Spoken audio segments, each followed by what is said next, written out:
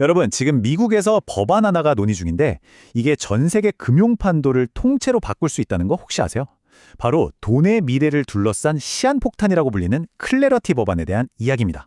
자, 그럼 본격적으로 한번 들어가 볼까요? 우리는 지금 아주 역사적인 변곡점, 그 한가운데 서 있습니다.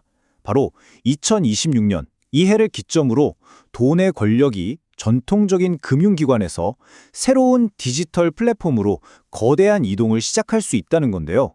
그 변화의 중심에 이 법안이 떡하니 버티고 있는 거죠. 이게 그냥 법 하나 뚝딱 만드는 그런 단순한 얘기가 아니에요. 말 그대로 미래 금융 시스템을 누가 쥐느냐, 이걸 놓고 벌이는 거대한 전쟁의 시작인 셈입니다.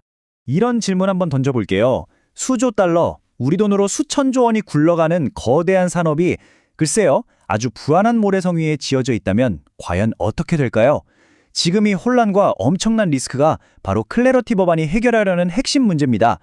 자, 그럼 이 갈등의 진짜 핵심은 뭘까요? 사실 이 복잡해 보이는 모든 상황이 딱 한 가지 문제로 모아집니다. 정말 중요한 쟁점이죠. 바로 디지털 달러의 미래를 건 싸움, 스테이블 코인의 이자를 줄 수 있느냐 없느냐 하는 문제입니다. 여기서 잠깐 스테이블 코인이 뭔지 간단하게 짚고 넘어가야겠죠. 쉽게 말해서 가격이 널뛰는 걸 막기 위해 가치를 미국 달러 같은 실제 화폐에 딱 고정시켜 놓은 암호화폐입니다. 이 기술이 바로 이번 논쟁의 핵심부라고 할 수 있습니다. 이게 진짜 재밌는 부분인데요. 마치 생존 게임 같은 구도가 펼쳐지고 있어요. 전통 금융권, 그러니까 은행들은 자기 고객들 돈이 더 높은 이자를 주는 암호화폐 쪽으로 싹 빠져나가는 디지털 뱅크런이 일어날까봐 전전긍긍하고 있습니다. 반면에 암호화폐 업계는 이자 주지 마 하는 게 혁신의 싹을 자르고 자기들을 죽이려는 시도나면서 거세게 반발하고 있죠. 이 팽팽한 줄다리에 드디어 마감 시한이 정해졌습니다. 2026년 11월 중간선거라는 데드라인이 정해지면서 이제 더는 미룰 수 없게 된 거죠. 시계가 똑딱거리면서 양쪽 모두를 협상 테이블로 밀어내고 있는 겁니다. 이 법안이 걸어온 길을 한번 보세요. 작년 7월에 하원을 통과했고 올해 2월에는 백악관도 우리 협상할 생각 있어? 하고 신호를 보냈죠. 그런데 바로 지금 3월 현재 상원은행위원회에서 딱 막혀버린 겁니다. 공화당은 어떻게든 올 봄에 상원 전체 투표로 넘기려고 하고 있고요.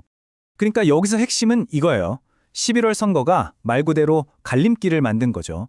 정치인들은 이제 둘 중 하나의 길을 선택해야만 하는 상황에 놓였습니다.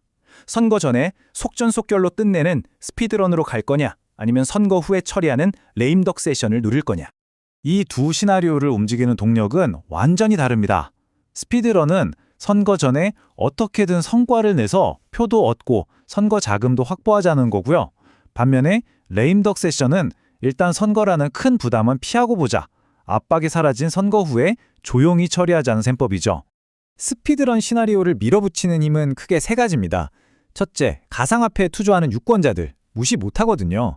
이 사람들한테 우리가 이렇게 일했습니다 보여주고 싶은 거죠. 둘째, 솔직히 돈입니다. 크립토 슈퍼팩에서 쏟아붓는 선거 자금이 어마어마하거든요. 마지막으로 공화당 입장에서는 다수당일 때 확실히 처리해서 미래의 불확실성을 없애고 싶어 합니다. 반대로 선거 후까지 미루자는 쪽의 논리는 단순해요. 정치적인 리스크를 피하고 싶은 거죠. 선거를 코앞에 두고 굳이 위험한 수를 두고 싶지 않은 겁니다.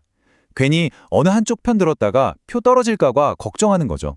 그래서 선거 앞짝이 완전히 사라지는 11월에서 12월 사이가 유일한 기회가 될 수 있는데, 문제는 이때 다른 법안들이랑 묶여서 처리될 가능성이 높고, 그러다 잘못하면 2027년으로 넘어가 버릴 수도 있다는 겁니다.